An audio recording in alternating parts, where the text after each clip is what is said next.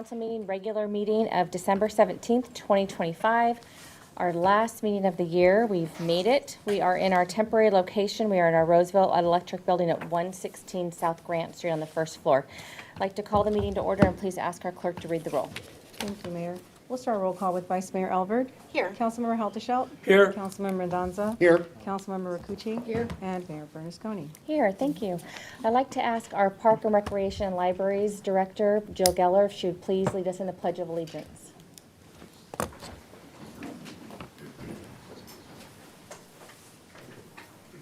Pledge allegiance to the flag of the United States of America and to the republic for which it stands, one nation, under God, indivisible, with liberty and justice for all.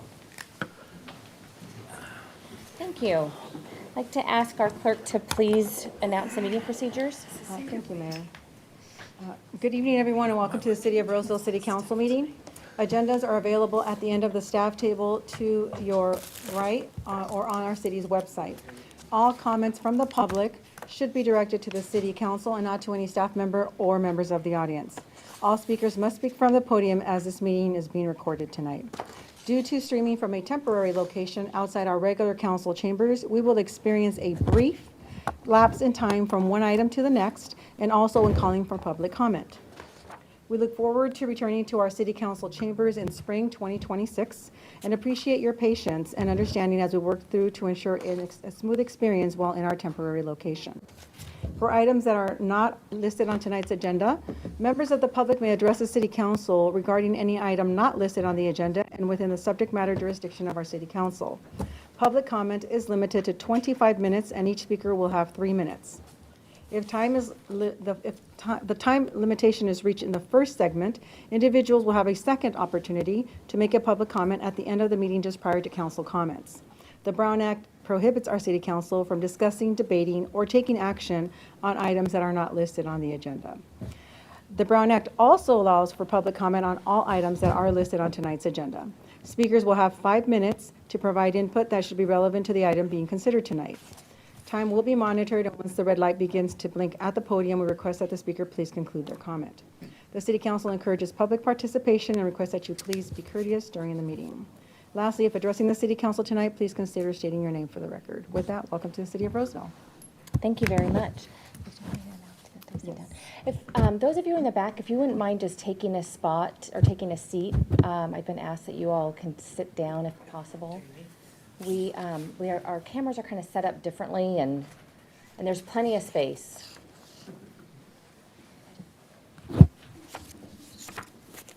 Thank you. So the first presentation of this evening is the Gold Medal Finalist Plaque and Accreditation Award presentation.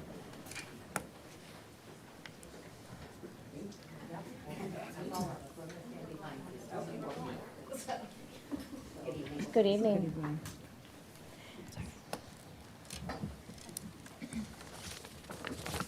Good evening. My name is Jane Adams, and I am the Executive Director, get ready for this, of the American Academy for Park and Recreation Administration, or the Academy. We are a national professional organization of high-level executives and educators in the park and recreation profession. It is my pleasure to be here this evening to present to the City of Roseville 2 national recognitions that were earned by your Department of Parks, Recreation, and Libraries. The first recognition is the department's accreditation in September by the Commission on the Accreditation of Park and Recreation Agencies, or CAPRA. I'm going to give you lots of acronyms, I apologize. CAPRA is governed by the National Recreation and Park Association, or NRPA. Your department is only the 6th agency in California to achieve national accreditation, and they join 222 other accredited agencies throughout the country. Right now, your Department of Parks, Recreation, and Libraries is currently the only accredited agency within your city. Agency accreditation is national for park and recreation agencies and is a measure of the agency's overall quality of operation, management, and service to the community. This mark of distinction indicates that the agency has met rigorous standards related to management and administration of lands, facilities, resources, programs, staff, safety, and services. It is my pleasure to share that Roseville demonstrated 100% compliance with 154 standards. That's quite an achievement, quite an achievement. So I'm here this evening to present the plaque, your acknowledgement of CAPRA certification to the council as well as to the department staff. That's big. Is somebody gonna? Yeah. I'm going to take it up to the mayor. Let them- That is nice. Turn the screen. Yeah, I like that. What am I supposed to do with this? Just set it for everyone to look at. Okay. Thank you. It's beautiful, thank you. Yeah, you're welcome, you're welcome. Yeah, I like the green. I forgot to say when I started that I'm not here to sell you anything. And I'm not here to complain about anything. Thank you. So there you go, there you go. Can we get a dues reduction? No. Okay. My second presentation this evening is for Roseville receipt of the finalist award in the National Gold Medal Award Program. This program is sponsored by the Academy with the support of Musco Sports Lighting and our partner NRPA. And joining us this evening is the Musco representative serving Roseville, Bob Crookham. Right here. We're glad he could be with us this evening. This Gold Medal Finalist Award, again, recognizes the management excellence this department exhibits in its fiscal management, staffing, internal and external communications, partnerships, long-range planning, innovation, creativity, and most importantly, response to challenges. I can say with certainty that your department has both a statewide and national reputation of excellence. Your director, Jill Geller, and the entire team behind me here, not all the team, but most of the team, of Parks, Recreation, and Library are focused on providing the residents and visitors premier facilities, trails, sports fields, and programs to improve their mental, physical, emotional, and economic health. You are to be commended for your continued support of this department, and it's really an honor to present to you this finalist award as well, which is even bigger than the other one. You can just hold that up like a Simba. There you go, there you go. I don't think I can. All right, Jill? Well, if I might just say a couple words. I am so honored that all of these staff are here tonight because these awards belong to them, they belong to you, they belong to our city management team and our city leadership. 2025 has been a really great year, and we accomplished some pretty cool things this year, and these were just a couple of them, but it's all due to the hard work of our staff, your great leadership, and we thank you so much for your support. Thank you. Thank you, guys. Any questions? Thank you for being here, Jane. Welcome to Roseville. Thank you. We're glad you're here. I'm going to grab that. Congratulations. And I'm going to take this back from you. Yeah, that's it. And we left a little challenge coin by each of your seats as well. So thank you for your support. Thank you. Thank you. Mayor, at this time, we're going to bring item 35 off consent, and it will be discussed prior to item number 2 tonight. And item 35 is a proclamation for the Homeless Persons Memorial Day on December 21st, 2025. Okay, we'll do that now.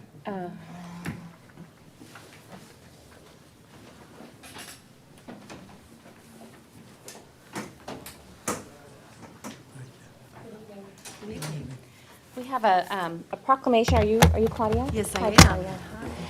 A proclamation this evening that signifies December 21st, 2025 as Homeless Persons Memorial Day. And I'll read a few things from the proclamation, and then you can have if you want to take a minute to say, Sure. have a comment. Okay.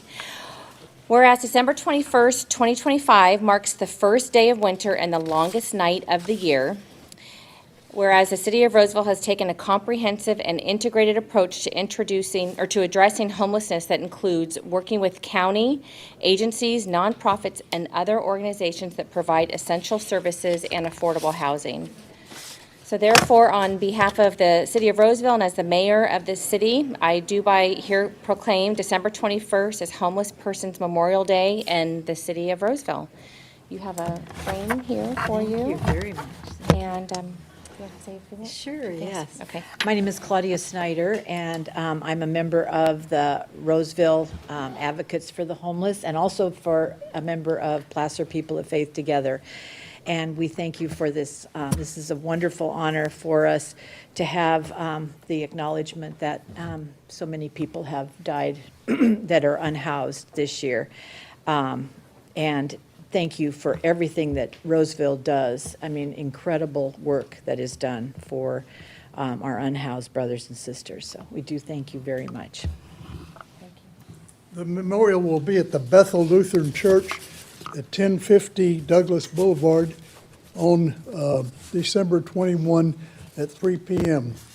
And there will be representatives from 6 different faiths there: Buddhist, Jewish, Christian, Islam, Sikh, and Baha'i. It will be a prayer, it will be a service of prayer, remembering, music. There will be no politics there. There will be no blame laying. This is going to be an event for the homeless people to grieve and come to a peaceful acceptance of the death that's going to come to all of us, and we're going to join them there. So we would welcome any and all of you to come and join this. I think you would find it a very prayerful and inspiring service. Thank you. Hello, my name's Stephen Alessi, and I'm a believer in Jesus Christ, and I'm also a homeless man. This proclamation is wonderful. It honors us, and a lot of us really appreciate all you guys do for us in this community, and the churches, and the city. And I know I'm a new student of the Word of God, and I know what God says. He says, when you honor the homeless, you honor Him, and He will repay you back for your kindness. So thank you very much.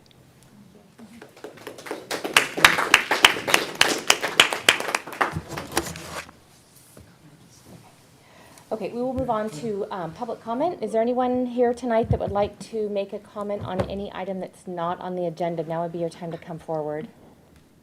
We also have a second public comment at the end of our meeting, so you have an opportunity then too.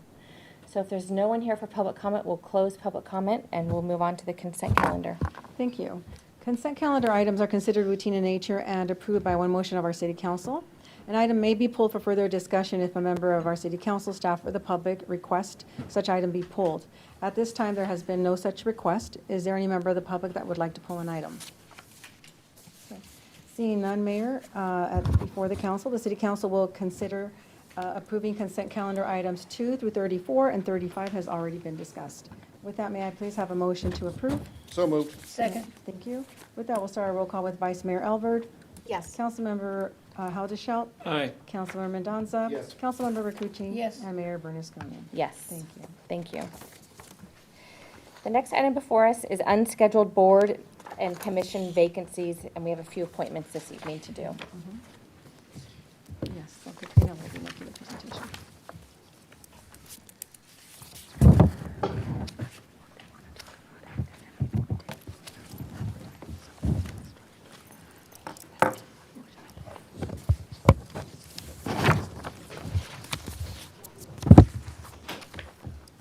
Good evening, Mayor and Council members. My name is Katrina Six from the City Clerk Department, here tonight to present on the unscheduled vacancies. Before you tonight, you will be voting on the Local Sales Tax Citizens Oversight Committee, the Planning Commission, the Public Utilities Commission, and you will then be appointing 2 people to the Senior Commission. We received 2 applications for the Local Sales Tax Citizens Oversight Committee, Lori Benitez and Frank Udvar-Healy.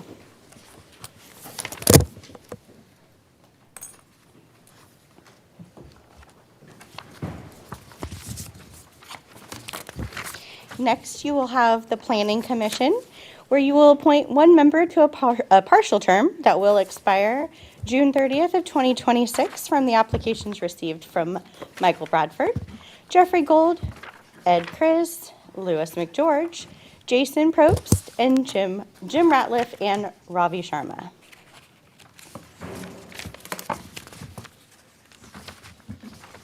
You will also be voting on appointing one member to a partial term expiring June 30th of 2028 from applications received from John Carrier, Frank Udvar-Healy, and that is it. And the last one, you will be appointing two members as we only received two applications. You will be appointing Gerald Feinerman and Jeffrey Gold to the Senior Commission with a term expiring December 31st, 2026, due to a consolidation. So before you, you have all of the ballots at this time. Where, because there's public comment on the presentation. Yes, we're going to vote, and then whoever gets selected will do the motion for all of them. So motion to approve all.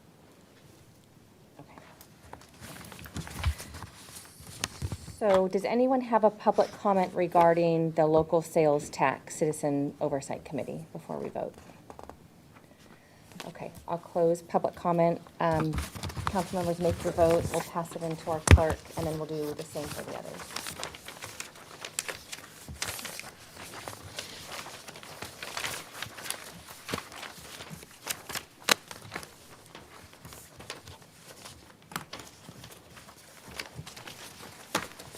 So we'll start with Vice Mayor Albert, who has elected Lori Benitez.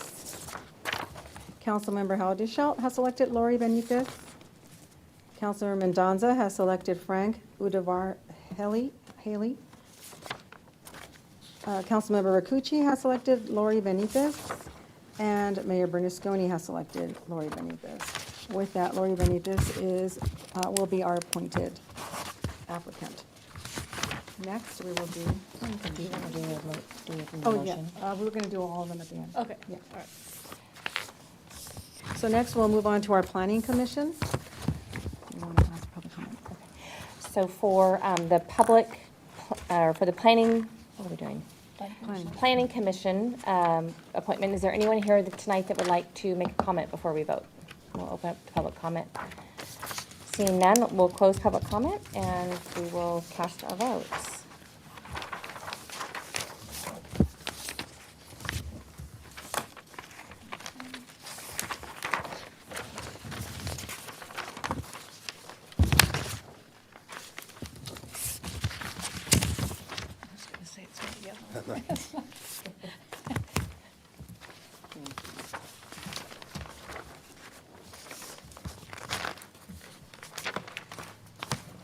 Okay, for the Planning Commission, Vice Mayor Albert has elected Ed Chris. Councilmember Haldeshelt has elected Jason Probst. Councilmember Mendoza has elected Ed Chris. Councilmember Rakucci has elected Ed Chris. And Mayor Bernasconi has selected Louis McGeorge. So we have 3 votes for Ed Chris. That's a majority vote, so Ed Chris will be appointed to planning. Next, we have Public Utilities Commission. So for Public Utilities Commission, is there anyone here tonight that would like to comment on this item? Now would be your time. Okay, we'll close public comment and council members can make their vote.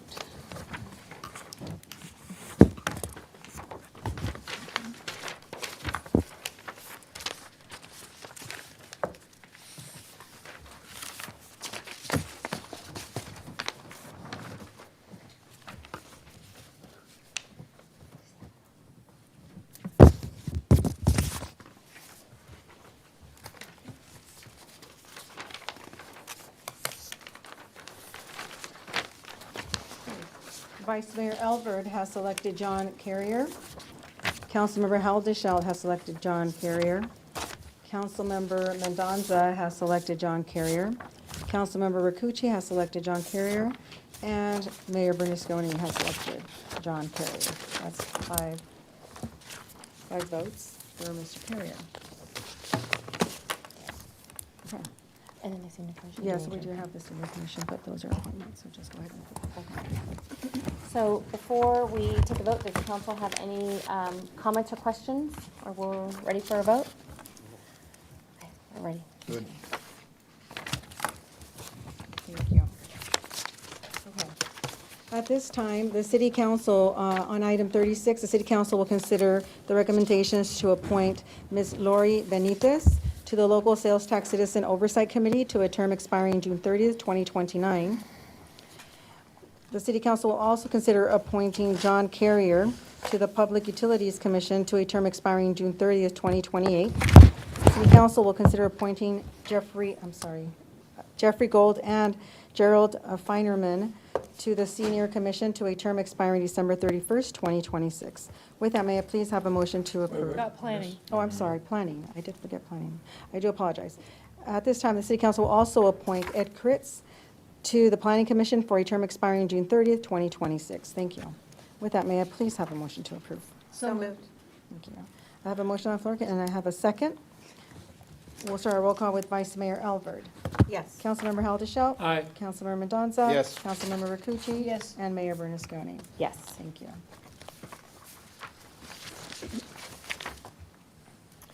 Okay, the next item before us is a council discretionary funds request from the Roseville Joint Union High School District. Okay, thank you. Let me know the presentation. Mayor, at this time on item 37, the city council did receive a request from the Roseville Joint Union High School District for an amount of $3,000 to support their local scholarship program. The funds would be awarded to three members or students from the class of 2026 in May of 2026, and each would be for $1,000. This concludes my presentation, and Ms. Janelle Lott from the Roseville Joint Union High School District is here in attendance should the council have any questions. Ms. Lott. Hi, good evening, happy holidays. Like she said, my name is Janelle Lott. I am the Marketing and Communications Coordinator for the Roseville Joint Union High School District's local scholarship program. I represent 6 comprehensive high schools and 2 alternative high schools, and I really appreciate the opportunity to speak tonight. First, I would just like to thank you in years past for granting the funds for this scholarship. I'm here again to respectfully request funds so we can continue offering this to the class of 2026. So just some background information about the scholarship. Students that are eligible must have completed courses through our career technical education pathways and/or worked as a city intern or employee. They're required to have a minimum 3.0 GPA, and when they apply for this scholarship, they write a short essay about what they love about the city they live in. I really want to emphasize this. There's no other scholarship in our program that's fairly large that meets the criteria as this one. And so because of that, it's very imperative in our program, and we so appreciate it. A little bit about our last recipients.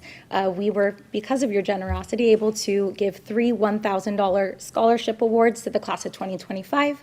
2 of those students are at Sierra College and going to tag in to UC Davis after they finish their 2 years there, and the other student is at San Diego State University.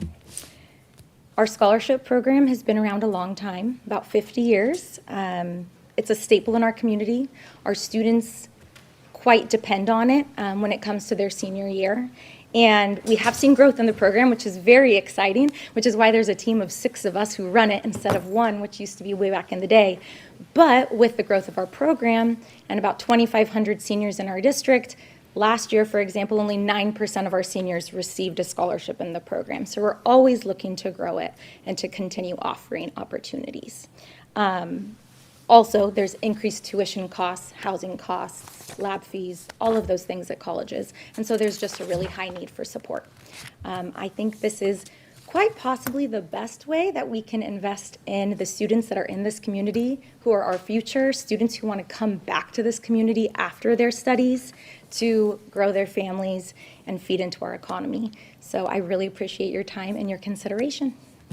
Thank you for that. To ask if there's, unless anyone has any questions of Janelle, we'll open it up to public comment. Okay, I think you're good. Great. And we'll have public comment. Okay, thank you. Thank you. Okay, so no one's here to publicly comment on that, is that correct? We'll close public comment, we'll bring it back to the council for deliberation. Just as a reminder, the council does have discretionary funds every year, $15,000 resets July 1. So do we have a balance, or do we know what that Yes. is? Okay. Yeah, we currently have a balance of $16,321. Okay. So we had a rollover a little bit from last year Yes, balance. Okay. Did you say 16,329? 16,321. Okay, would anyone like to make a motion? Maybe just a comment. I was impressed that one of the criteria for the students was to write an essay or something about why they like to be in Roseville. A nexus actually for us have donated in the past and look to donate possibly now. Anything else? Yeah, I'm supportive of investing in our youth, and it's nice to get the update. It would be nice to get, updates or even a student back to talk about what it meant to them. Usually every year they send thank you notes. My business does a scholarship, and they're really good about thank you notes to students. So I think the counselors are really good about making them do that. So maybe when we get them in, we can make sure that they're circulated too. Okay, does anyone want to make a motion? So, Okay, for do you the need to read 3,000? it? Yes. Yeah, for the 3,000. okay. This is the motion for 3? Yes. Okay, thank you. On item 37, the city council will consider the recommendation to approve council discretionary funds in the amount of $3,000 for Roseville Joint Union High School District in support for the local scholarship program. May I please have a motion to approve? Second. Thank you. Thank you. We have a motion on the floor with a second. We'll start roll call with Vice Mayor Alvord. Yes. Councilmember Haldeshelt. Yes. Councilmember Mendoza. Yes. Councilmember Rakucci. Yes. And Mayor Bernasconi. Yes. Okay. Thank you and congratulations. Thank you so much. Thank you. Okay, so the next, we have another council discretionary funds request from Allegiant Vets. Thank you. The city council did receive a request from Allegiant Vets for an amount of $500 to support their All-In for Veterans Poker Tournament, which was held on November 7, 2025. Allegiant Vets assists with transitioning veterans with job placement, hands-on training, and a one-on-one mentorship. The funds assist in this effort. This concludes my presentation, and we do have Ms. Brittany Haney from Allegiant Vets, who should be available to answer any questions, should the council have any. No? That's my wife. Okay. My name is Marcus Haney. Hello, CEO of Legion Vets. Hi, I'm Mark Haney. I think I know all of you from Growth Factory, and just want to say thank you. You've helped our family a lot over the years, and but I don't know if you knew we support entrepreneurship, but we also support veterans, and we started Allegiant Vets as a nonprofit several years ago, and Marcus is wounded in Afghanistan. He's turned it into something really special for our community. We've got the largest skill bridge in the country. We are based out of Rockland, but we do work all over the world, really, and all trying to drive good opportunities for veterans, and we have specific focus here for Roseville and Placer County as well. So Mayor, if I might. Mark, do you have an upcoming event? it already passed. So we're nonprofit, and I think Brittany, Mark's wife, Do you have got a on golf there. tournament? Yeah, we got a golf 2026. tournament I every move year. $500 to your next golf tournament. Okay, thank you. I really, the reason why I ask is I support veterans, I support your cause, I understand. It is using public funds for a poker tournament. Yeah, is I do not that. I my- saw that on there. Not I my didn't- favorite thing, so Yeah, I saw that on there, and I gonna thought, go for oh, your- that's interesting. Mark's his wife, we're scrappy, we don't have employees, but we do big things, so, but thank you. For your golf tournament, next sir, golf yes. tournament, okay? Thank you. Yes, sir. Okay, so a question for our attorney. On our agenda is for a different event, so I don't know that, Yeah, so that's what's on the agenda. Yeah, and we could come back later. It's not like, we really wanted to share with you as well what we're doing, because what we're doing is really, really unique. So we have thousands of veterans coming to us every few months. They're in the process of getting out of the military, but they come to Marcus, us, and they're trying to decide what they're going to do with their life. And we believe that they should move to Placer County. We believe that they should move to Roseville, that they should come work for the city of Roseville, they should come to work for Bosch. And so we're working on partnerships with a number of companies in our region to make Sacramento and Roseville and Placer County like this destination for the world's veterans, and we're talking to them right as they're getting to decide what they want to do. And so they go through our training programs to decide, do I want to go to Sierra College? Do I want to go to William Jessup? And a number of them do those kind of things because of Marcus's influence. So I'll say thank you for your service, Yeah, no, Marcus. thank you. I think it would help if you clarified a fundraising goal that you had in November. Did you meet that? And I'll preface it, usually we like to get the requests ahead of the event too. So can you just speak a little bit about? Yeah, absolutely. We had a $10,000 goal. We ended up doing $11,000, so we exceeded our goal for the poker tournament. It was our first one doing that. We were trying to do something a little different to gain some knowledge for the local people about what's going on with veterans. So, yeah, sorry about the timing. Will be better in the future, but we're absolutely exceeding our goals and our fundraising stuff like that. So. How long have you been doing this? Stacy and I, my wife, who I think a lot of you know, we started in 2011. And so we started helping wounded veterans, with Marcus being wounded and a lot of his friends being wounded. But luckily today, there's not as many wounded veterans. And so we've converted into another big need, and that's really this, the skills gap that exists from people who get out of the military, and then the jobs that are open today aren't necessarily plug and play, but we want to help kind of solve that, to help them get plugged in they go through our program to get, I guess, more easily plugged in, get off on the right foot, build their self-esteem, and really become really valuable employees. And so we've been doing this component of it for... So since 2016, we've supported 20,000 service members transitioning out of the military. Good for you. Yes, sir. Okay, I know I want to give you your time, but we have a big agenda. Yeah, we'll get out of sorry, your we hair. didn't want to We waste have- anybody's It's time. okay. No, we've got a clarification Yeah, question. quick comment and question. Thank you, because I do know the Skill Bridge program, and I know how valuable it is for our veterans and for the community, so I'm supportive of that. Is the 10,000, was that a net, revenue goal after expenses? That was the way we netted, ended up netting $6,000. So it was Okay. top line. Top line, we got 11, ended up netting 6. Okay, great, Yes, thank ma'am. you. So will they be coming back, or? Well, I think that what's in front of us is $500 for the event that they had. I hear them say that they actually exceeded their fundraising goal. I don't know if you've ever come back to us or ever done anything for the golf tournament. I don't think we've ever asked for No, we anything. haven't. I think it was on a whim by Okay. Marcus's wife, and Mayor, the purpose of the tournament was to help with job placement, hands-on career training, and one-on-one relationships. Can we make a motion to contribute $500 to that purpose? What's our attorney say? Well, unfortunately, it specifically says for the poker tournament. Yeah. Okay. Yeah. Yeah. and we're Thanks not for going to have our trying, Bruce. feelings hurt at all. This is more like, thank you, here's what we're doing. Yeah. And there's maybe something that can work together with the city as we move forward, so. Well, so Mayor, Council's discretion. I think, with your first comment, I like to see event sponsorships before the event. And since it sounds like there's other opportunities to support this year, I prefer to defer and have it come back for an upcoming event in advance. Is there a timeline that makes most sense for that? 90 days? What? Usually yep, because you have to put in the request and then how long it takes, so usually a couple months ahead of time Same.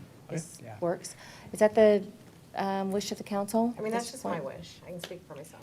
We might be in a better spot. Yeah, too. I would love to have I it be think that- unanimous, and you guys feel great. That's just Okay. where we're at. So, thank you, Bruce, I appreciate it. I know everybody wants to support what we're doing. We do. But we want to appreciate all do the- it by the book and make you feel good about how everything's going, so, anyway, Nonetheless, thank we you. appreciate the update. Yeah, Yeah, for sure, thank you yeah. for And telling I know us it's a about full what you do. agenda, Yeah. We just thought- so, thank you. Appreciate you guys. Yeah. Okay, thank you very much. So, Merry Christmas. do we need to vote on this? Can or- you make the motion, and then no one will second it? What's the motion now? So let me read the item. On item number 38, the city council will consider the recommendation to approve council discretionary funds in the amount of $500 for sponsorship to support the Allegiant Vets for their All In for Veterans Poker tournament that was held on November 7, 2025. So we need a motion, and then for lack of a second, the motion will die. Well, or does it look like you have a first? There's No not a first, first. okay, So it dies, and then okay, they got their direction to come back. okay. Thank you. Thank you. Okay, and then the third council discretionary fund request tonight is from the Downtown Roseville Partnership. Right. So the city council received a request from the Downtown Roseville Partnership for an amount of $2,000 in support of the 67th Annual Sylvia Besana Holiday Parade held on December 6, 2025. The parade drives business and interest to the Roseville downtown area and creates additional revenue through sales tax increase and visibility to our local businesses. This concludes my presentation, and we have Ms. Stephanie Hill is available tonight to answer questions for the council. Thank you. Thank you, Mayor Berlusconi and City Council.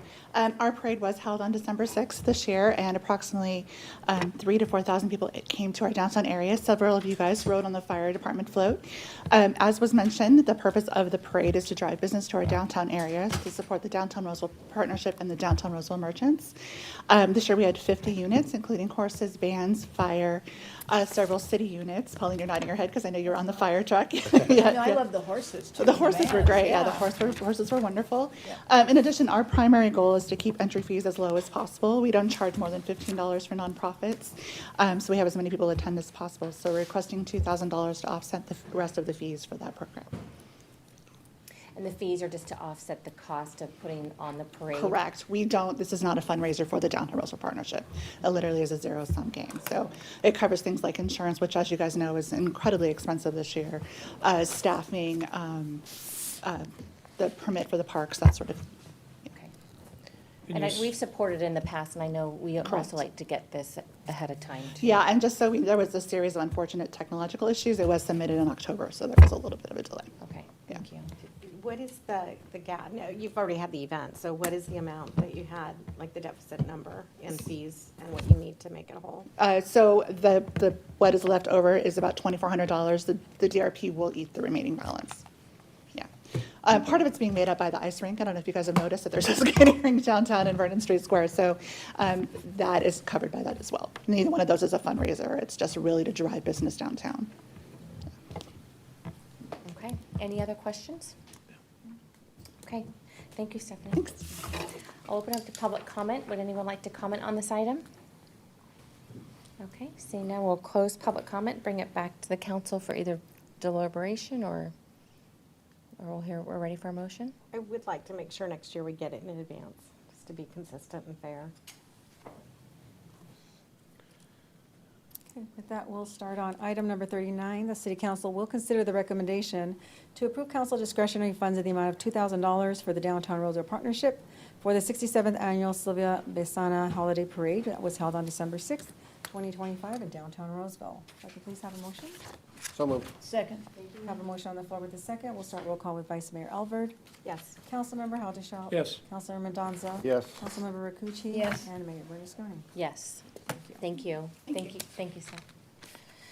Okay, the next item is labor market adjustments, update to management and confidential terms, conditions, and understanding, and temporary salary schedule updates with minimum wage increases. And also, items, so,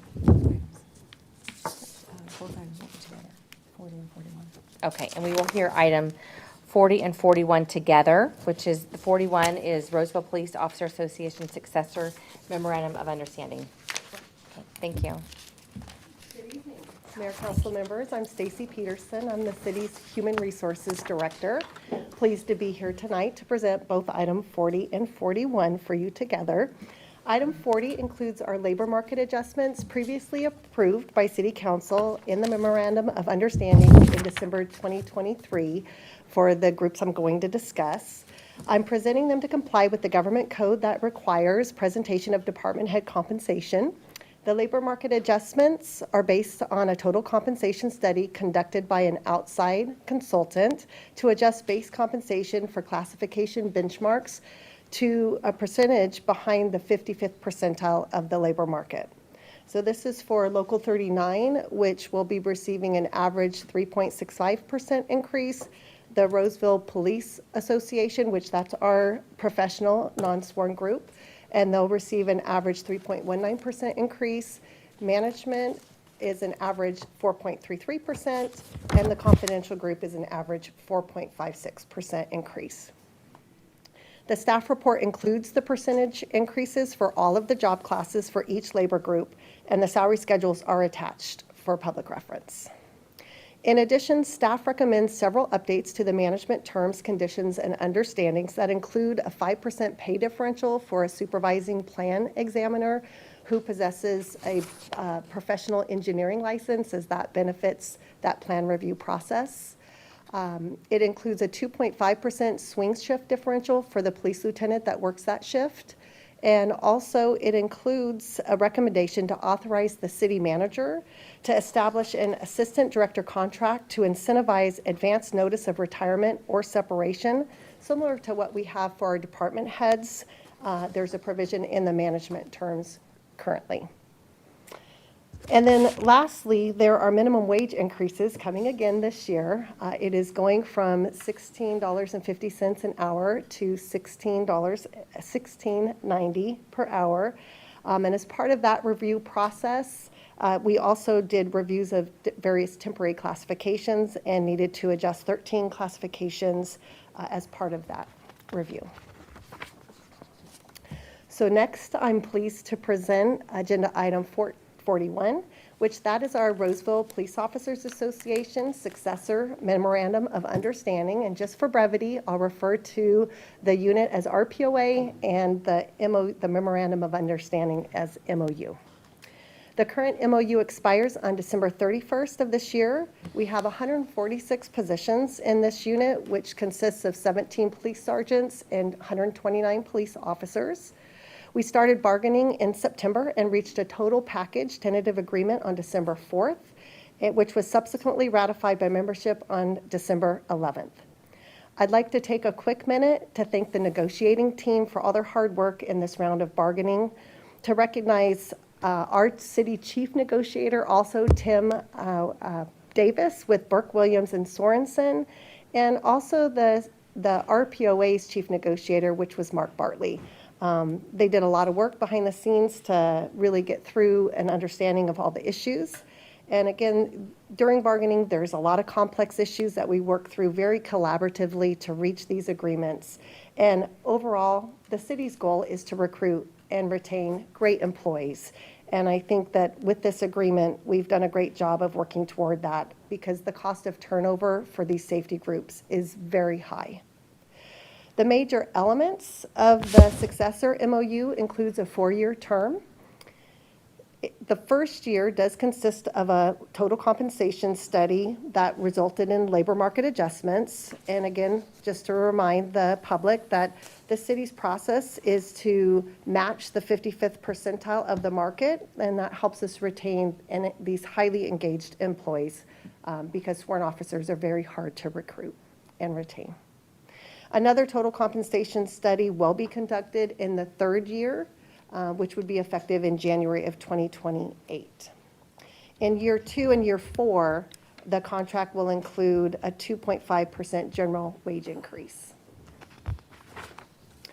To keep up with increasing costs of healthcare, the city sought to adjust the city contribution based on the Kaiser premium increases each year, since a majority of our city employees are in Kaiser.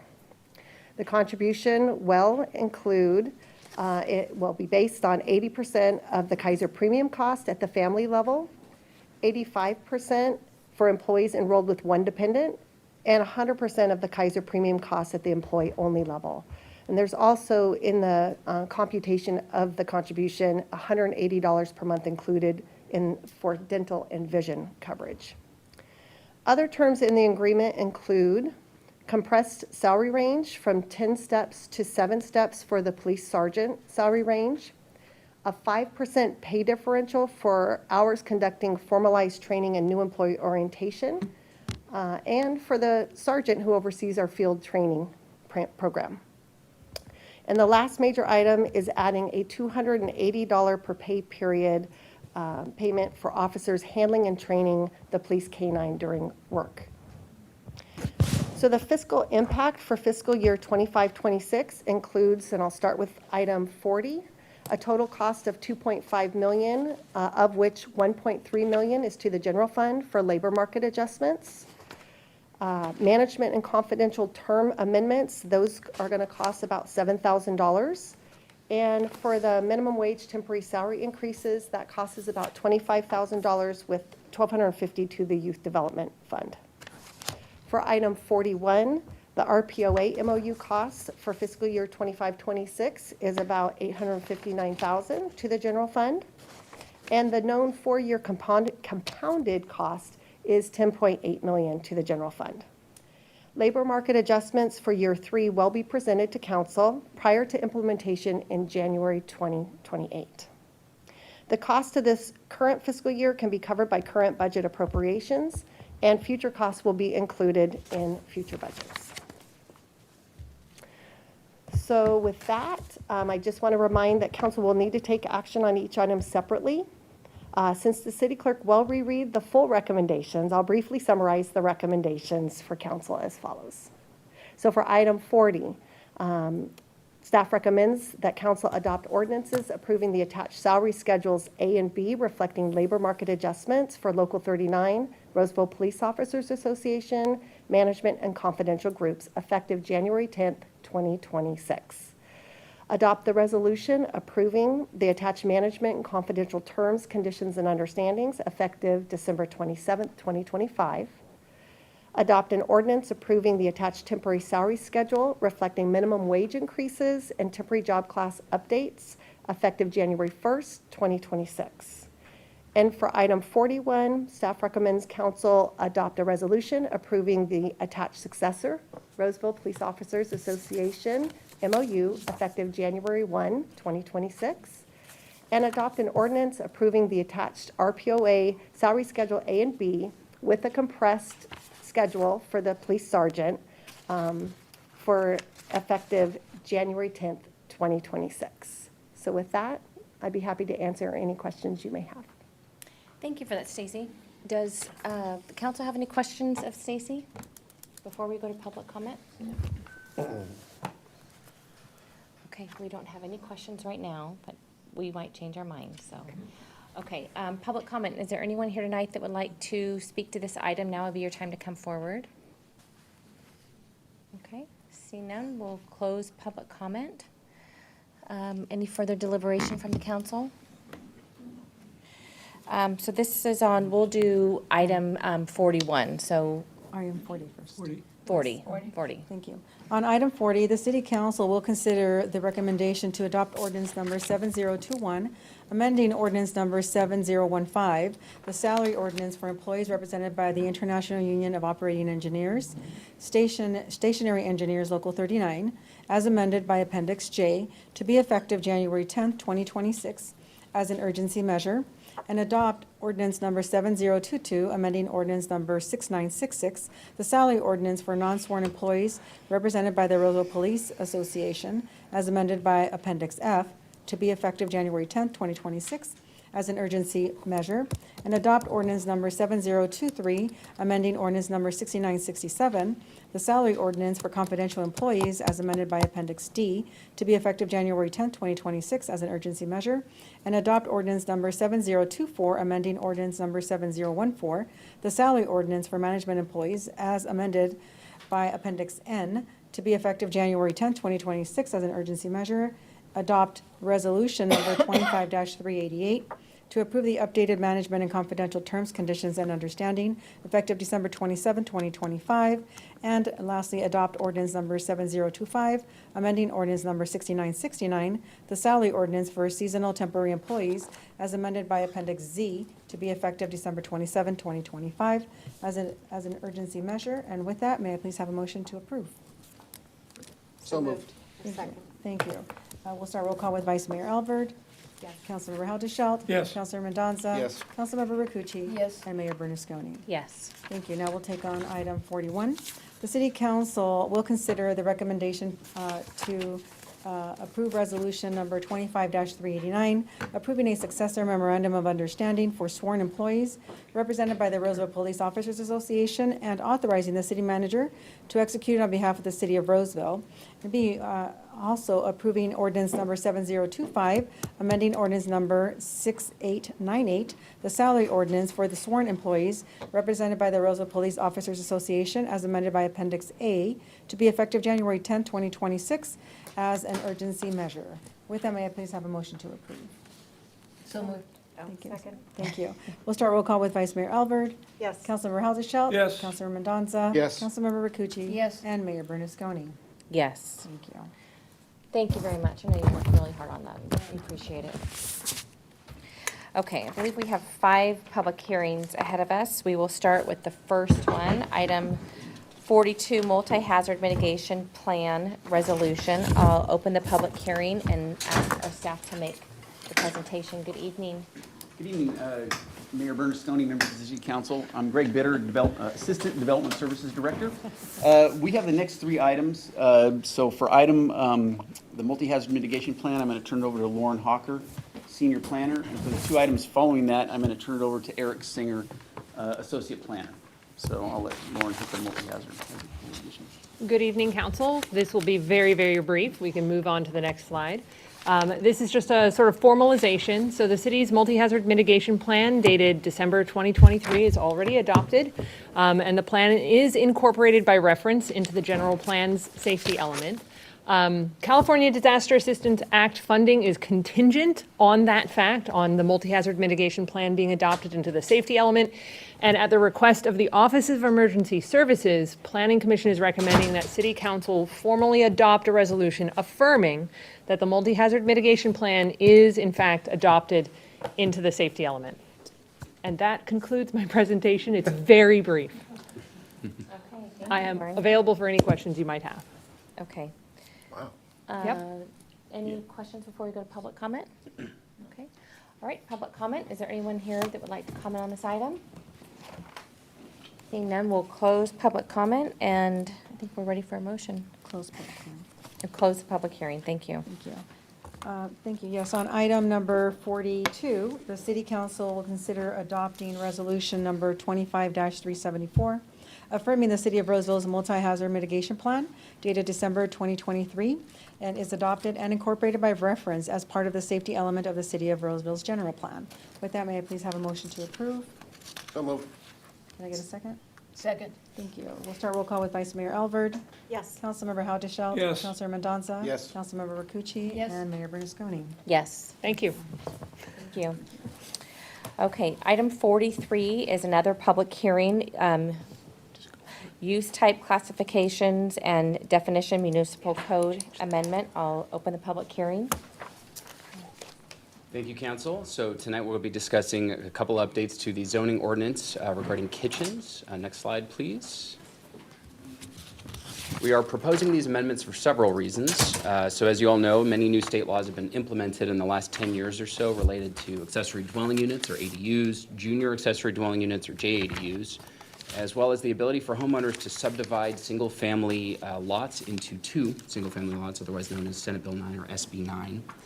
As a result, single-family zoned properties may now have up to 3 housing units, an example being a primary home, an ADU, and a JADU.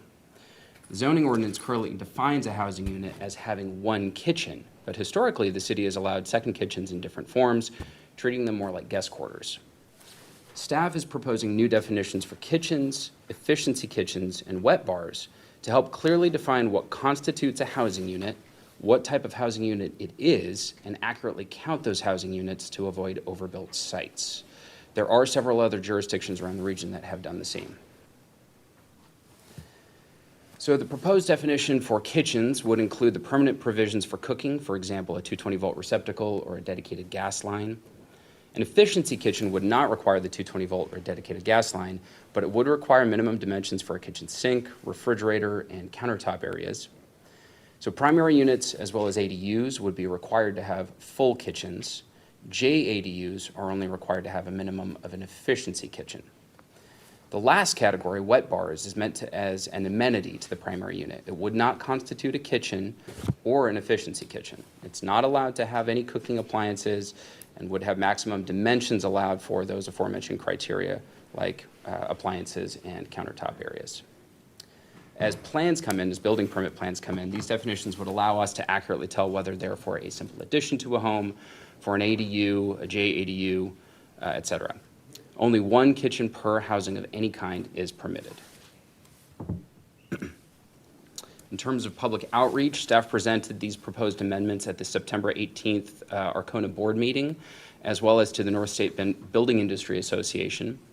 The BIA had a minor technical comment that staff addressed, and Arcona board members did not have any comments. Staff then presented the proposed amendments at the October 23rd Planning Commission meeting. Commissioners had questions regarding appliances that might be used in an efficiency kitchen, as well as housing credits for ADUs and JADUs. They ultimately recommended that the council approve the proposed amendments.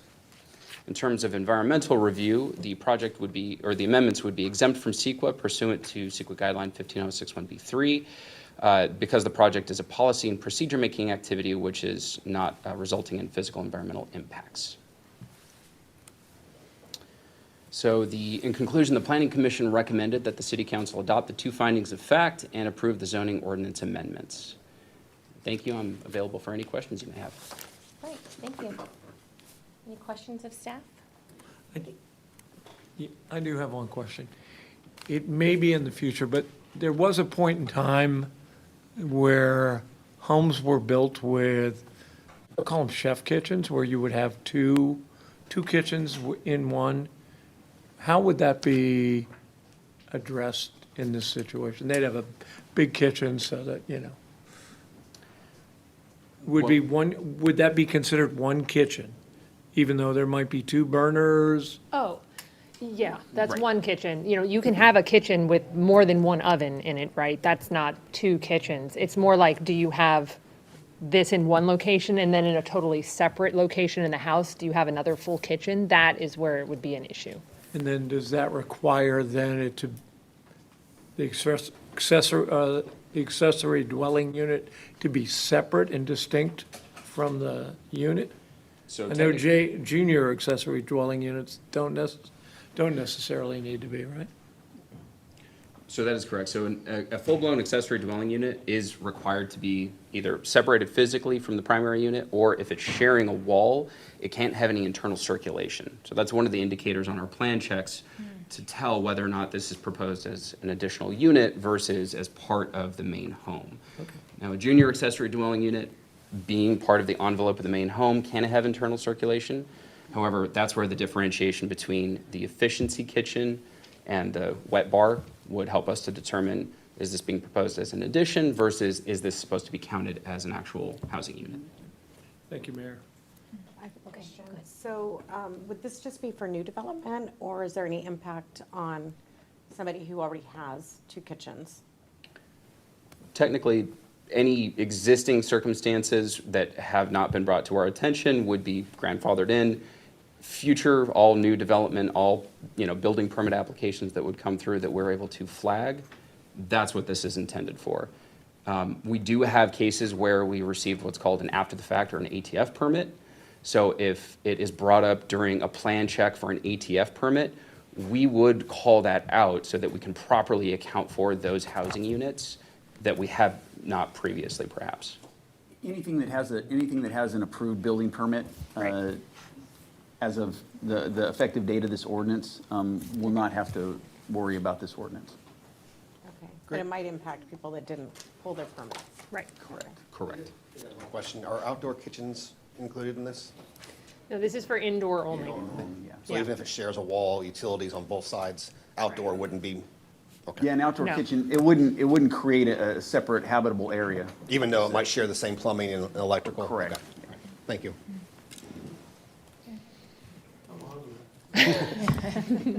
We'll open this up to public comment. Anyone like to comment on this item? Now's your chance. Okay, we'll close public comment. I'll close public hearing unless we have any other questions. All right, I think we're ready for a motion. Okay, thank you. So on item number 43, the city council will consider the recommendation to introduce for first reading ordinance amending section 19.80 and 19.95.030 of the Roseville Municipal Code regarding use type classifications and definitions. With that, may I please have a motion to approve? So moved. Thank you. Can I get a second, please? Second. Thank you. We'll start roll call with Vice Mayor Albert. Yes. Councilmember Haldeshelt. Yes. Councilor Mendoza. Yes. Councilmember Rakucci. Yes. And Mayor Bernasconi. Yes, Thank you. thank you. Okay, item 44, infill objective design standards approval, another public hearing that I'll open now and have the staff make the presentation. Thank you, Council. So, as you mentioned, the next project is for infill objective design standards. So why are we proposing these standards? Well, again, due to recent state laws, we have seen increasing interest in what we call infill development. Many types of these housing projects are no longer subject to discretionary design review, and only objective design standards might be applied. So let me get into a little bit more detail on that. Currently, the city has community design guidelines. Those are a very robust set of guidelines that apply citywide. Specific plans in most areas of the city supplement those CDGs with additional objective design standards. Many of the CDGs are subjective. For an example, variation in color and materials should be considered, not objective standards, prescriptive, saying shall include a minimum of 3 colors and or materials. So the older parts of the city that are not subject to a specific plan, called our infill areas, don't have those additional objective design standards. Recently, staff has increasingly seen small infill residential development proposals that are inconsistent with one or more of the subjective guidelines of the CDGs.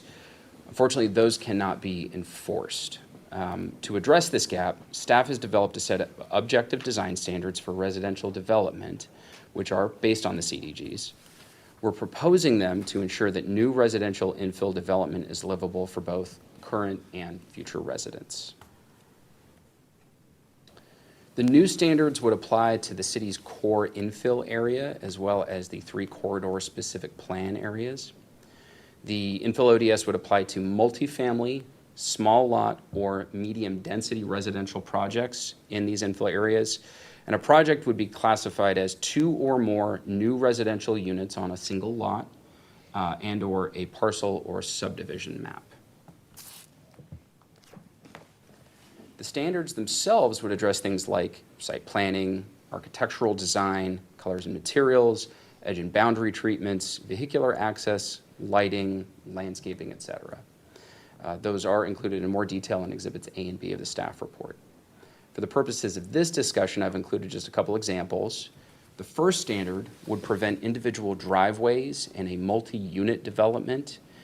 It's intended to address an issue that staff has seen proposed recently, where the frontage of the property is mostly driveways leading to garages close to the street. It's poor pedestrian design. It's kind of an eyesore, truth be told. So ultimately, implementing standards that would limit that create better overall design outcomes. The second standard requires that if a wall is 2/3 of the property length, it would be required to have variations in the wall plane. It can't just be one solid monolithic structure. That's to prevent that long flat wall along a property line that would be an eyesore to an adjacent property. It is an example of something that we have seen recently as well, being proposed at least. Most of the time, we are able to work with applicants to ensure that projects meet our CDGs. We want to be proactive about this because we expect more of these types of proposals to come up. They'll probably be happening more frequently while our ability to regulate them is decreasing with every new state law that's passed requiring objective review of these types of applications. Next slide, please. Thank you. So again, in terms of public outreach, we also proposed these standards at the September 18th Arcona board meeting and to the North State Building Industry Association. Arcona board members and the BIA did not have any outstanding questions or concerns and did not take an opposed position. We then presented the proposed amendments at the October 23rd Planning Commission meeting. Commissioners had questions regarding the applicability of standards in areas with development agreements, as well as noticing procedures for citywide projects. The PC ultimately recommended that council approve the proposed amendments. The project would be exempt from CEQA pursuant to CEQA guidelines 15061B3, again, as the project is a policy and procedure making activity, not something that has immediate physical environmental impacts.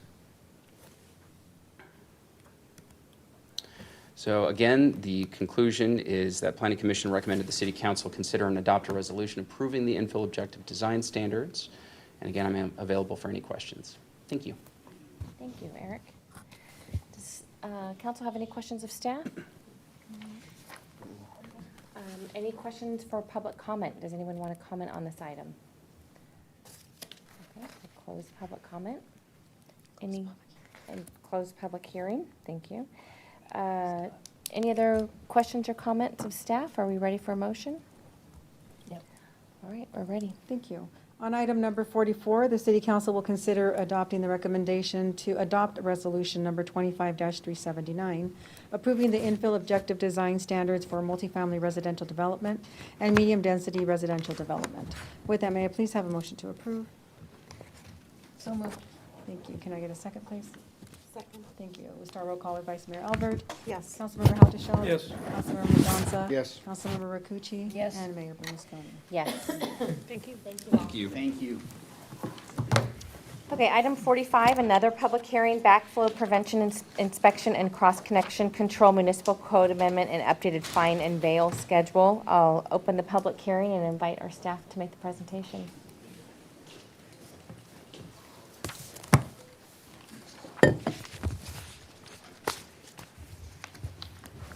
Good evening, Council. I'm Sean Bigley. I'm your Environmental Utilities Director, and so I'm very happy tonight to provide, the team here is going to provide an update regarding our backflow prevention, inspection, and cross-connection control municipal code amendment, as well as an updated fine and bail schedule. So to my left is Rachel Tooker. She's our EU Compliance Administrator, and Joe Speaker from the City Attorney's Office, who you all know. And so with that, I'm going to send it over to Rachel to go ahead and provide an overview of what's being proposed today. All right, thanks, Sean. And before I start, I also want to recognize Bob Strebel, who's our Water Distribution Superintendent, and Jamie Poi, who is our Cross Connection Control Program Coordinator, and with whom I've been working very closely to put these materials together for you. So today I'm going to present a request for you to consider municipal code changes and related updates to our enforcement authority, including fines, for the city's Cross Connection Control and Backflow Prevention Program. These changes have come about due to regulatory updates at the state level related to how public water systems manage cross-connection control. So looking at the illustration on this slide, if you look at that number 2, you'll see an outline of a backflow prevention assembly. Many of you may have driven down the street and observed pipes like these coming out of the ground. Often they're covered with insulating packs. They're often located near commercial establishments and multifamily dwellings. And if you've ever wondered what they do, these are actually a very important safeguard to keep our water system clean. Not every connection to our water system needs them. Out of about 57,000 connection points, we have over 4,500 backflow prevention assemblies in Roseville owned by private entities and another 600 owned by the city itself. They're located on the customer side of the water meter, and essentially they keep potentially contaminated water from chemicals, industrial activities, medical activities, even from commercial pools and irrigation systems from flowing from a customer's location back into our water distribution system. And that can happen in a couple of ways, either when pressure on the customer side of the meter builds up, either from like a booster pump or other kind of mechanical activity, or an instance when the water in the system is depressurized, let's say through a main break, or possibly a type of high water demand like firefighting, and that's called back siphonage. So the state has a very strong interest in ensuring public health, and in 2017 and 2019, the Assembly directed the Water Resources Control Board to review backflow prevention regulations. Their review resulted in a new cross-connection control policy handbook, which became effective in July of '24, and the new regulations replaced previous regulations that were in Title 17 of the California Code.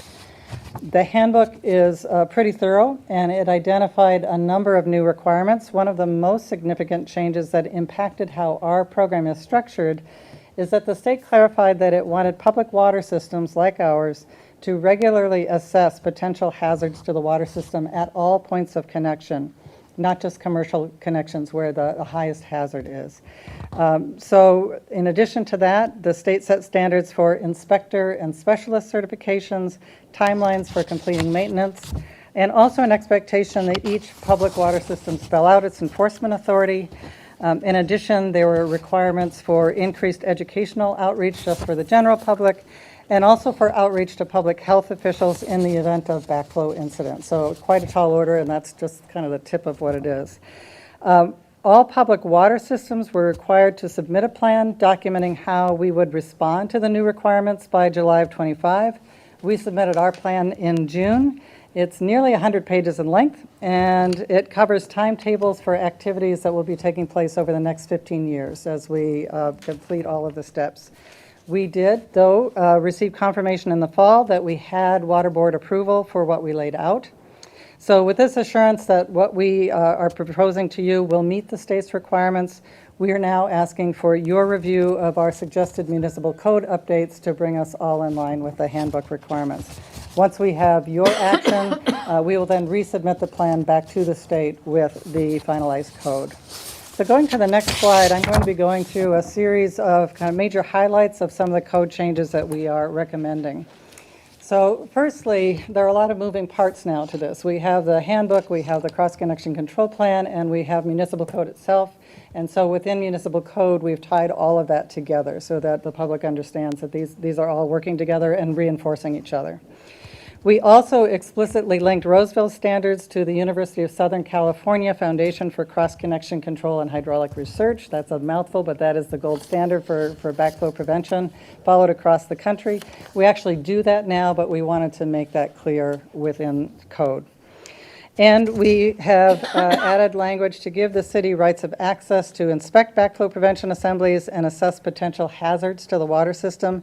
This language also makes clear that backflow preventers are located on the customer side of the water meter and the responsibility of the premise owner. But to be attached to our water system, we have to ensure that the assemblies are tested annually, and we must regularly review activities at a premise to assess for potential hazards to the water system.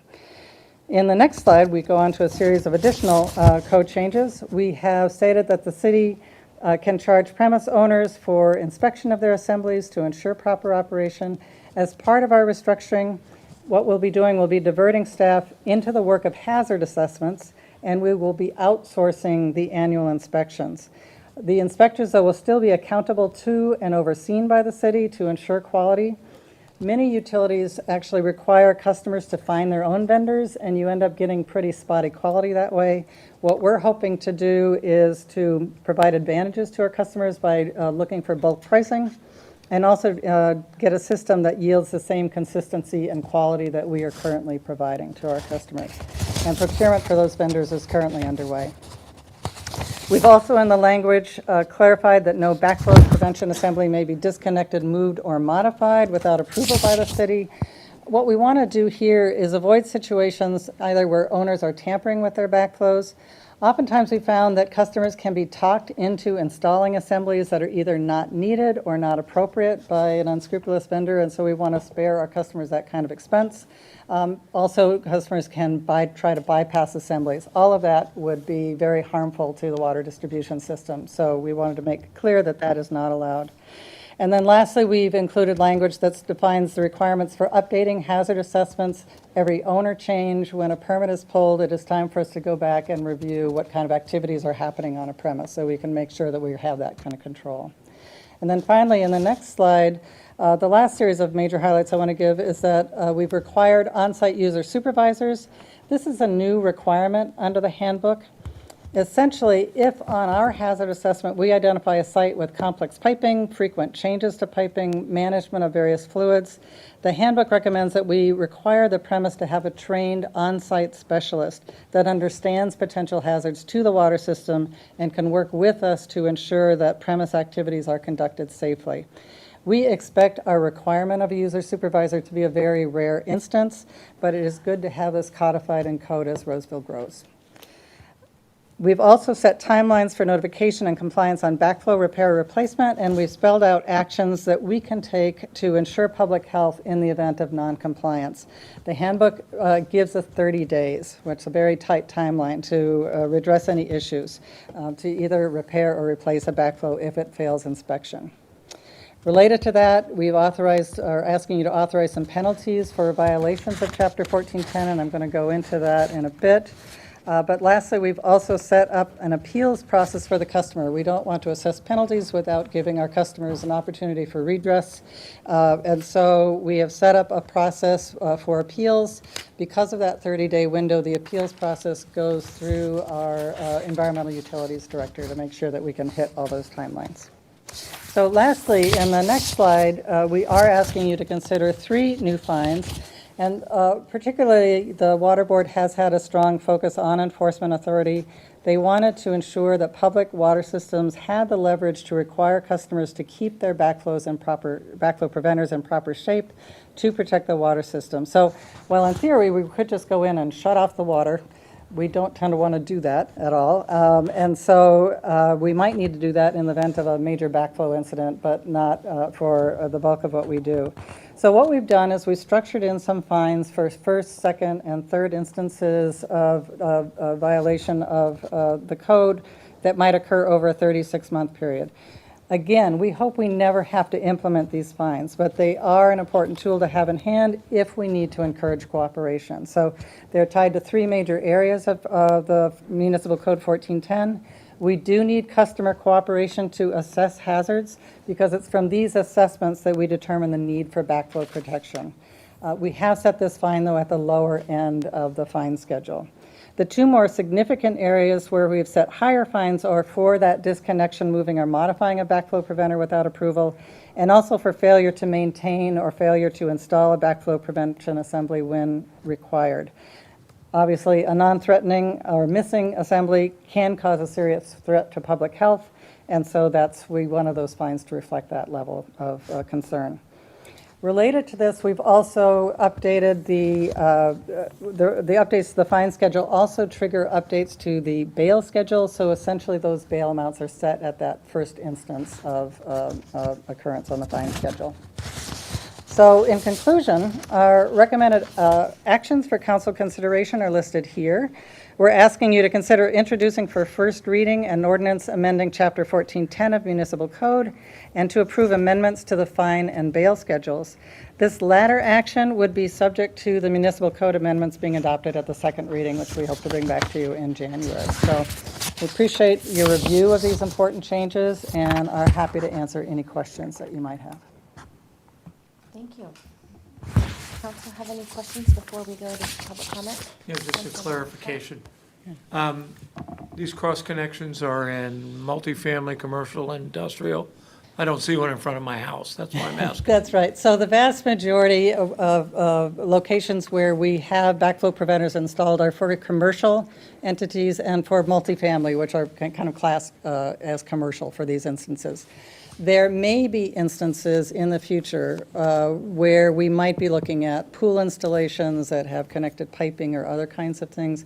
As we watch and see what's happening with the regulations, there are also instances if somebody's using auxiliary water from a pond or something like that. Those are not typically things that we see in Roseville, but that is exactly why the state is wanting us to review all of those 57,000 connections, which include residential. But where you're going to end up seeing backflow prevention assemblies primarily are in commercial and multifamily areas. And just to clarify, the ownership is actually the applicant? The ownership is with the premise owner. So the backflow prevention assembly is on the customer side of the meter because what we're protecting the water system from are activities that are happening at the premise. Thank you. How do we assure or communicate to the homeownership this requirement?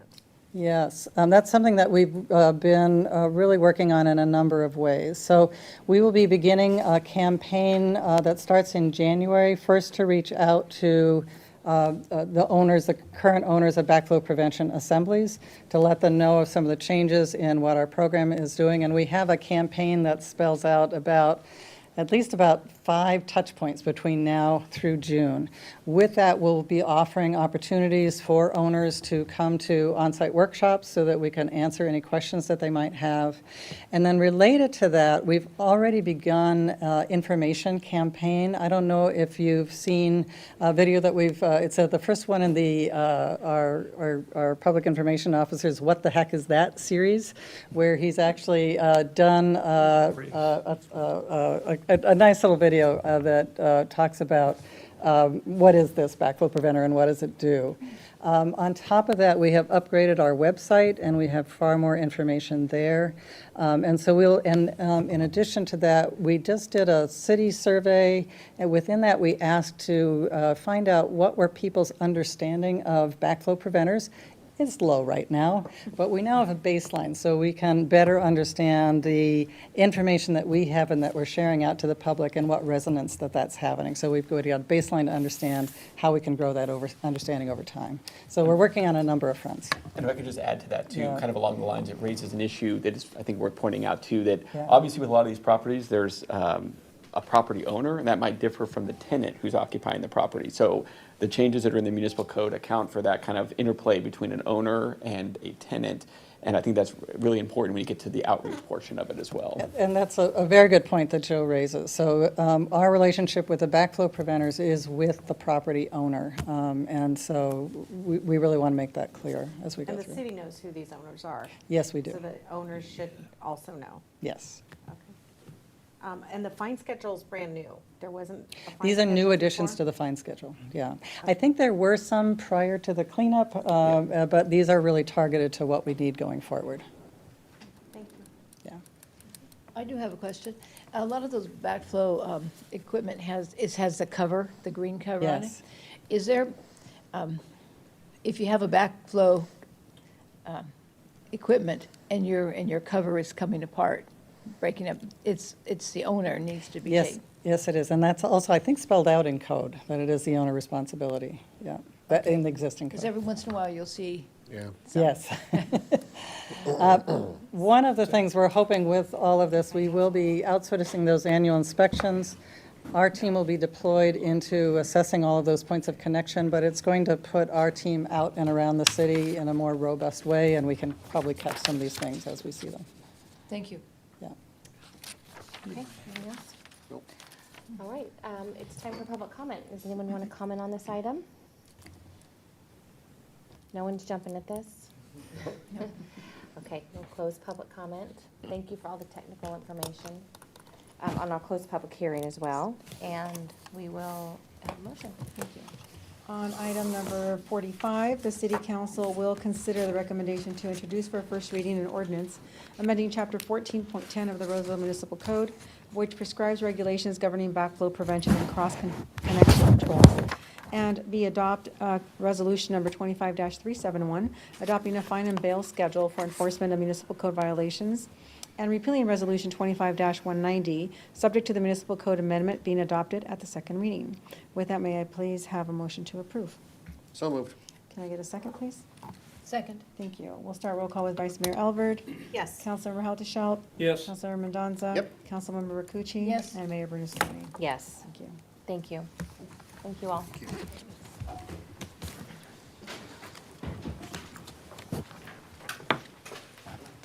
Okay. And our last public hearing of the evening is for the City Council Finance Authority issuance and sale of 2026 electric system revenue bonds. Open the public hearing and invite our staff to make the presentation. Good evening, Mayor Bernasconi and council members. My name is Dennis Kaufman. I'm the Assistant City Manager and Chief Financial Officer. And presenting with me tonight is Joanna Cucci, Assistant Electric Utility Director. Tonight, staff are recommending approval to issue $80 million worth of bonds for the city's electric utility. Joanna will present on the purpose of the bond issue, and I'll conclude with the structure and the staff recommendations. Okay, so the 2026 bonds are being issued to finance a number of improvements to the electric system, but primarily the largest chunk is going to the Roseville Power Plant 2 repower. This will be about $46 million of the full bond amount. The remainder of the bond will be used to fund generation system updates to the RP units that we already have out at the REP site, as well as REP improvements, and also distribution system improvements, including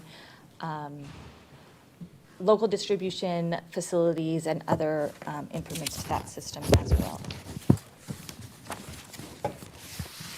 Going a little deeper on the Roseville Power Plant number 2 repower project, we are replacing existing RPP2 generating facilities with modern generating units. The units out there were about 40 years old. They have been removed at this point. They had 49 megawatt capacity, and we're replacing them with units from DWR, exactly the same as the units out at our peak, which will have a 67 megawatt generating capacity. We will be operating these for DWR until 2028, at which time we can take ownership and we'll operate them as part of the Roseville Electric Utility. These units, similar to those RPEAK units that we purchased or got from DWR last year, they're fast ramping emission controls and our renewable support. So they basically can balance renewables because they can move so quickly through the ramp as solar basically goes offline. They're major improvements over the current system, especially the emissions controls. We're going to be able to run them more hours than the units out there because they are so much cleaner. So to get these units, Roseville will cover the installation costs, which is about $46 million, and then we will take ownership of them. So we are basically getting the units for the cost of installation, which is a great deal for our residents and businesses. It's a very affordable way to get new units placed within our system. Work did start in October of 2025, and we expect to finish in June of 2026. The work is slated to fall exactly between the summer ending and the summer starting, and so that's where the timeline is. It's a very accelerated timeline, and DWR and Roseville are working very hard to meet that deadline. So looking how this fits into our larger capital improvement plan, over the next 5 years, the capital improvement plan for Roseville Electric is approximately $175 million. This is funded by different sources, so $62 million of that is rate funded, so that's our traditional funding that we put into bettering our system every year. $35.5 million is funded by developers, and this is where we talk about that new development pays its way. So these are all the costs that are associated with the city growing or businesses coming here, and that is funded by developers through our contribution and aid of construction and backbone charges. $5.4 million is contributions from the state. $4 million of that is for the relocation of these units. In our agreement, DWR was to pay $4 million towards the relocation of these 2 units. And then we have $1.4 million in grants from the state to make improvements to the older, not older, they're the exact same age units, but the ones at REP. We have a lot of R's and P's in our names. So we have $1.4 million from the state to help fund improvements to the units at REP. And then the remainder of the funding is from the $80 million in bond proceeds that we are requesting tonight.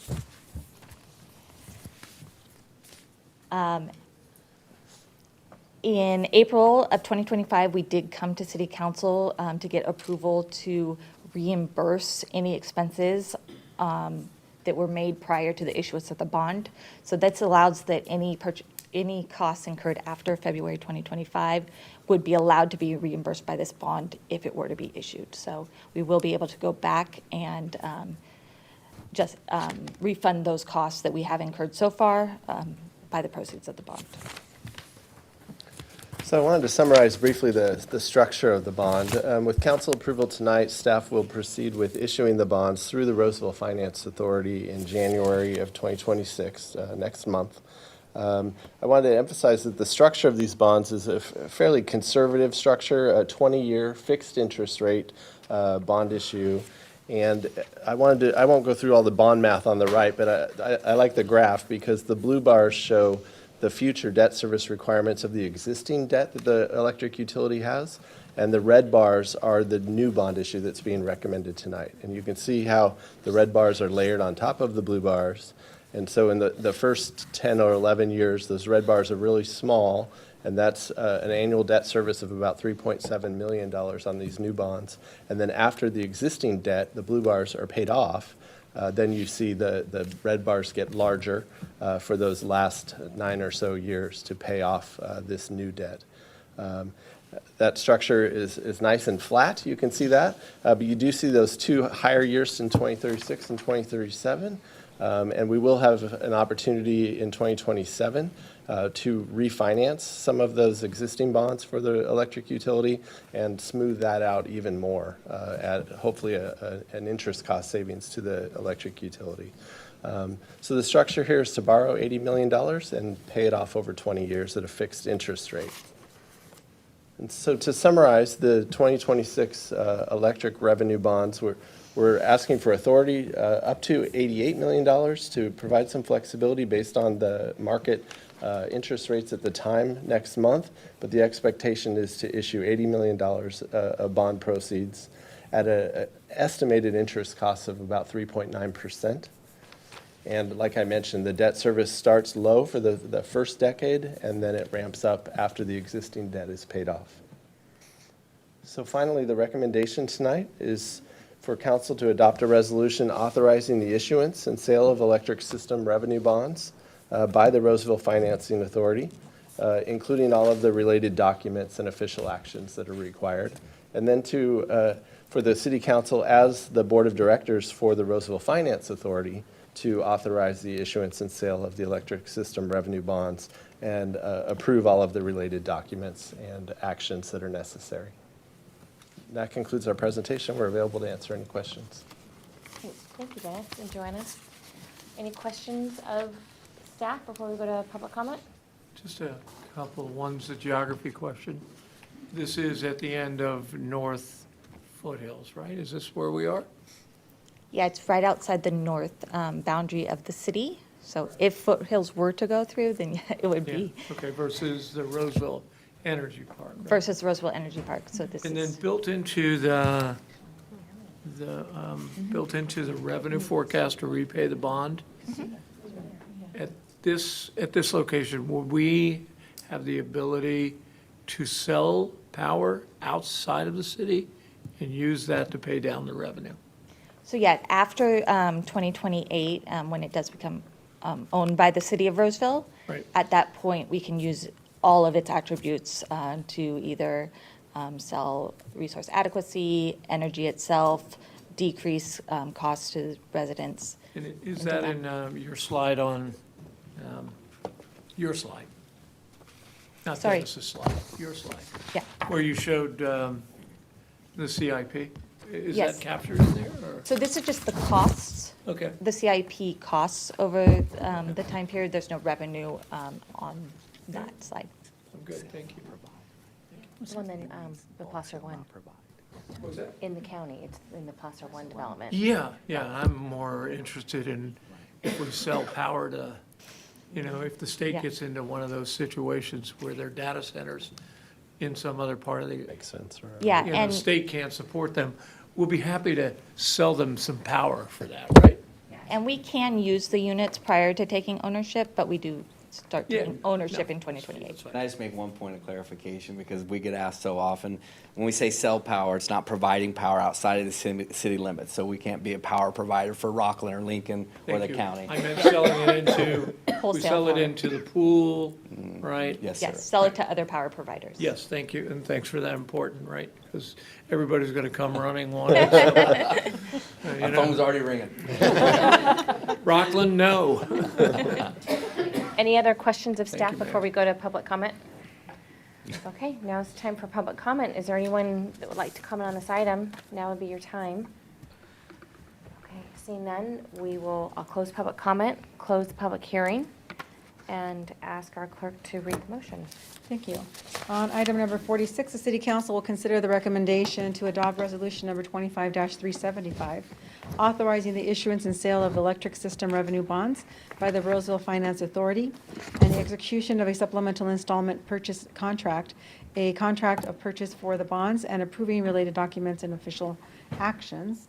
And also consider adopting Roseville Finance Authority Resolution Number 3-25, a resolution of the Board of Directors of the Roseville Finance Authority authorizing the issuance and sale of electric system revenue bonds, approving a supplemental installment purchase contract, a trust agreement, a contract of purchase for the bonds, and approving related documents and official actions.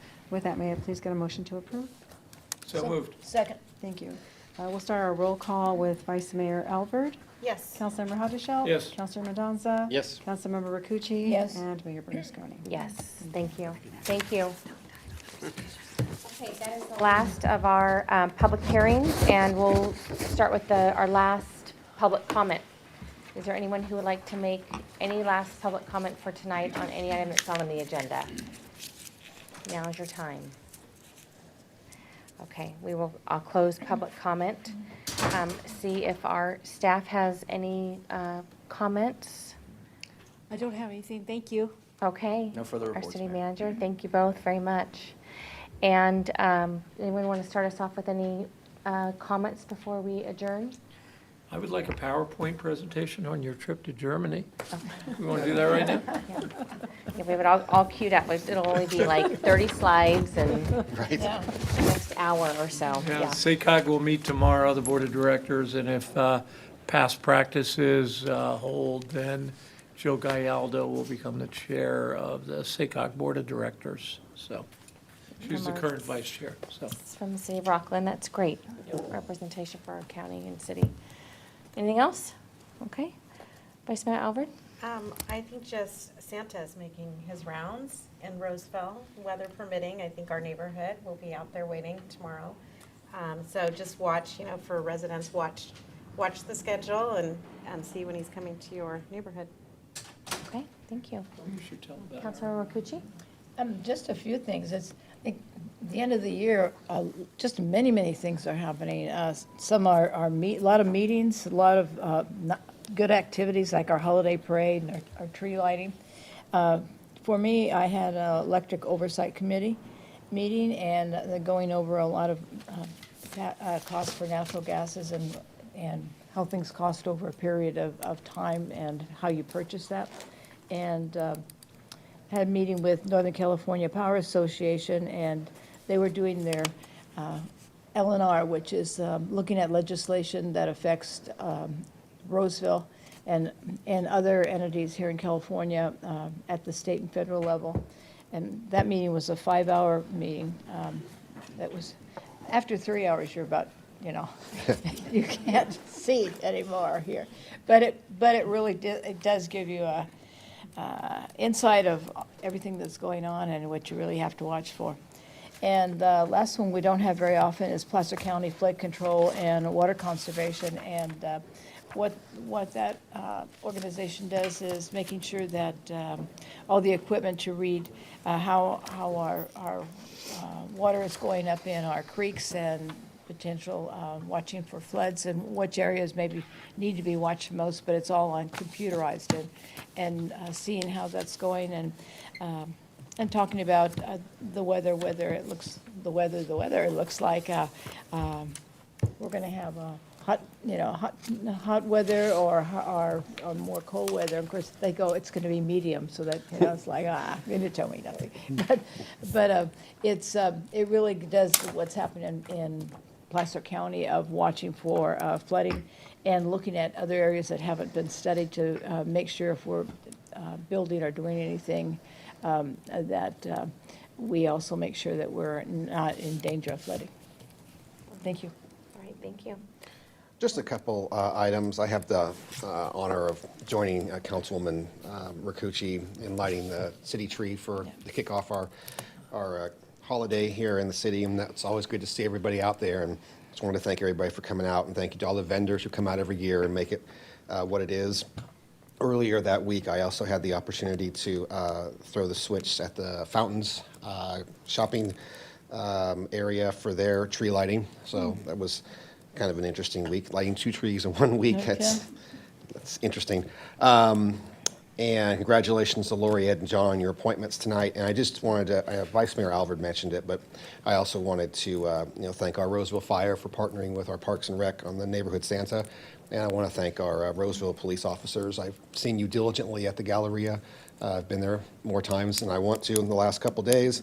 And your presence is not unnoticed, and we thank you for being visible and keeping our community safe. And Merry Christmas to everybody. Thank you. Thank you.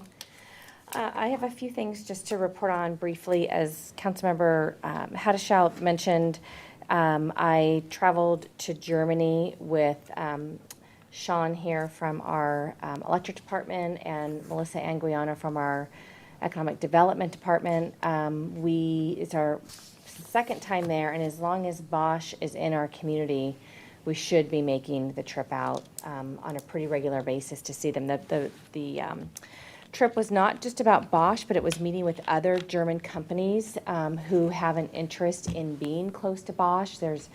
With Bosch being here, it's just created really a cluster industry of people in their supply chain or in the mobility sector. There is a recap that I've sent to our city managers. It will circulate. It's an intense week. We have, and rightly so, we have very little free time. We have meetings all day. It's about pitching our region. There is some sensitivity right now to what's happening in the global market and the economy that they really don't want us not poaching, a lot of their companies, but it's really a retention tool for us to use. Most people, I think, still associate Bosch with a consumer goods company, and that is still a small part of their business, but they are really in the mobility and automotive semiconductor business. That's the majority of where their business is going, and they have the market share on that. And so it was really nice to touch base with them, and we had several other meetings with other German companies, but they did share all the photos of what they've done inside their fab building. They've really, on Foothills, they've kept the walls, but essentially they've knocked down everything on the inside. It's been a little challenging for them as the equipment comes in, multi-million-dollar pieces of equipment, and depending on what time of day it is what kind of tariff they have on it and all the regulations. And so they're in testing right now. They anticipate those chips will be distributed. They're the 8-millimeter wafers in December of 2026. So they are very busy there. They said that every car these days has 26 of their chips, and they anticipate by 2035 every vehicle will have 40 of those chips. So we're really fortunate that they are in our community. I can't underscore the importance of Bosch. They are really the gold standard of, if you land a job at Bosch, particularly in Germany, you have really done well for yourself. And so we're very fortunate to have them in our community.